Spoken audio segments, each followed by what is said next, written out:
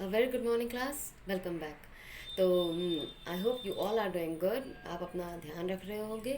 तो शुरू करते हैं आज का चैप्टर। पिछले क्लास में हमने क्या पढ़ा था? पिछले क्लास में हमने सच्ची मित्रता लेसन का एक्सप्लेनेशन देखा था। ठीक है, रीडिंग पार्ट भी हो चुका था हमारा, शब्दार्थ भी ख़त्म हो चुका है। अब हम चलते हैं इसको फिर से इसका रिकैप करते हैं और जानते हैं कि इस चैप्टर में आखिर क्या बताया गया है। यह चैप्टर जो है वो असल में दो दोस्तों के बारे में है, इसलिए इस चैप्टर का हेडिंग भी क्या है? सच्ची मित्रता। तो इसमें दो दोस्तों के बारे में बताया गया है और दोनों दोस्तों के नाम क्या थे? रवि और प्रेम। और ये दोनों बचपन से साथ साथ पढ़ाई करते थे, मतलब इनका बचपन भी एक साथ गुजरा था। पढ़ाई पूरी होने पर दोनों को एक ही कंपनी में साक्षात्कार, साक्षात्कार का मतलब होता है इंटरव्यू, साक्षात्कार का मतलब क्या होता है? इंटरव्यू, इंटरव्यू के लिए बुलाया गया। दोनों साक्षात्कार में सफल हो गए, ठीक है। लेकिन नौकरी के लिए केवल एक ही स्थान खाली था। नौकरी के लिए कितना स्थान खाली था? सिर्फ केवल एक ही स्थान खाली था। जब इस बात का पता प्रेम को चला तो वो दुखी हो गया। जब इस बात, वो चाहता था कि नौकरी किसी भी तरह रवि को मिले। प्रेम चाहता था कि ये जो नौकरी है वो किसको मिले? रवि को मिले, क्योंकि रवि के घर की हालत जो थी, वो माली हालत जो थी वो खराब थी। इसलिए प्रेम ने वो नौकरी छोड़कर गांव जाने का निर्णय कर लिया। रवि ने उसको कई बार समझाया कि जिस नौकरी को तुम आज ठुकरा रहे हो, तुम एक दिन उसी के लिए पछताओगे। लेकिन प्रेम जानता था कि अगर वो उस नौकरी को ले लेगा तो रवि को कहीं नौकरी नहीं मिलेगी, और वो चाहता था कि रवि को वो नौकरी मिल जाए।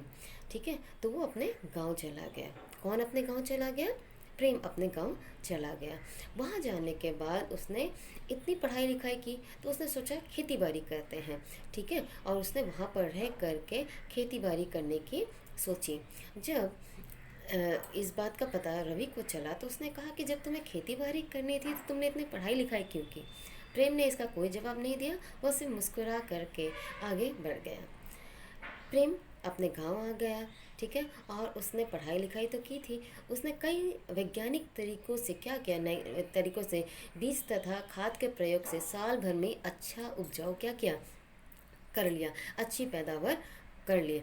अब ऐसा लगने लगा जैसे कि उसकी धरती जो है वो सोना उगलने लगी, मतलब कि उसके धरती में का उसके जो खेत है उसमें काफ़ी पैदावार होने लगी। वह कुछ ही समय में गांव का धनी किसान बन गया। वह लोगों को भी ऐसा नहीं था कि वो सिर्फ वैज्ञानिक तरीकों से अपना ही खेती अपने आप को ही आगे बढ़ाना चाहता था, बाकी वहाँ दूसरे किसानों का भी वो सहायता करना चाहता था। इसलिए उसने दूसरे किसानों को भी फसल बढ़ाने के तरीके के बारे में बताया। इसलिए सभी लोग उसका बहुत सम्मान करते थे। बहुत समय तक लोग उसका सम्मान करते रहे। अब क्या हो गया?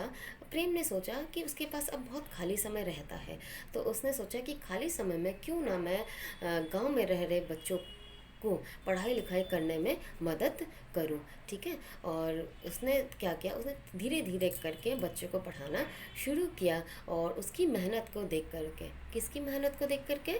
प्रेम की मेहनत को देख करके पंचायत ने ये सोचा कि जिस तरह से प्रेम बच्चों के लिए मेहनत कर रहा है, तो अब हमारा भी फ़र्ज़ बनता है कि अब हम उसके लिए एक अच्छा विद्यालय खोल दें, ताकि वहाँ पर बच्चे पढ़ाई कर सके और आगे बढ़ सके और अपने गांव का नाम रोशन कर सके। और पढ़ाई की पूरी जिम्मेदारी, इन बच्चों की पूरी जिम्मेदारी पंचायत ने किस पर सौंप दी? प्रेम पर सौंप दी। अच्छा, इसी बीच रवि और प्रेम के बीच खतों के द्वारा एक दूसरे का हाल जाना जा रहा था। लेकिन बीच में क्या हुआ?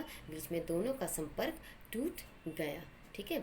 एक दिन प्रेम रवि को अपने गांव में देख करके बहुत हैरान हो गया। अरे तुम यहाँ पर क्या कर रहे हो, ठीक है ना। तो बातचीत के बाद रवि ने बताया कि वो जिस कंपनी में काम कर रहा था उसमें क्या हो गया? घाटा हो गया और बहुत से लोगों को बेरोज़गार होना पड़ा। इसलिए उसने बहुत नौकरी ढूंढी पर उसे कहीं नौकरी नहीं मिले।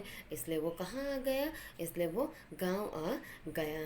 तो प्रेम ने कहा तुमने सही निर्णय लिया और गांव में आकर के तुम्हें कोई तकलीफ नहीं होगी, और ऐसा मत समझना कि इससे मुझे कोई कष्ट होगा। रवि ने कहा तुम मुझ पर कितनी बार दया करोगे?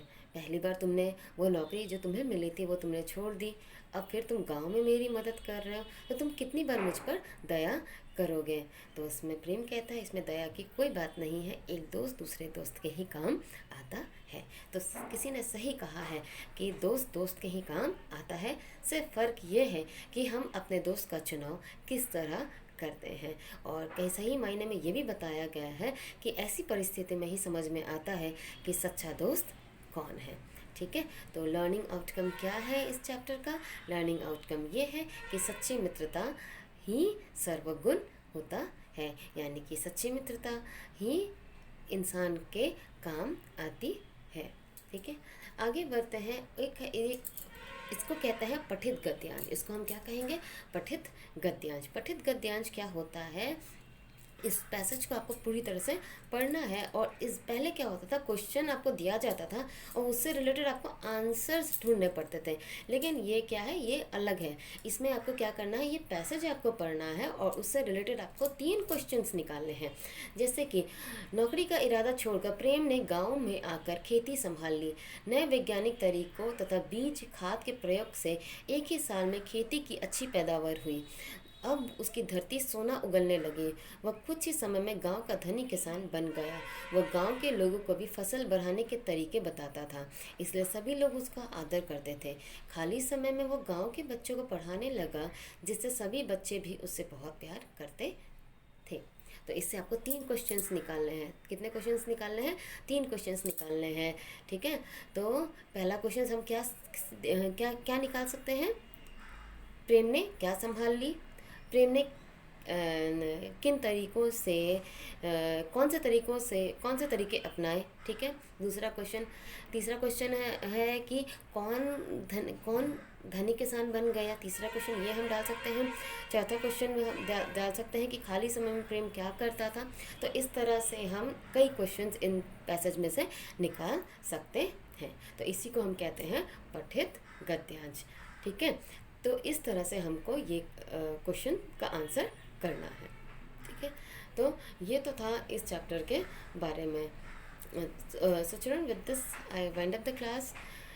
In the next class we will discuss about the question and answer. Thank you so much.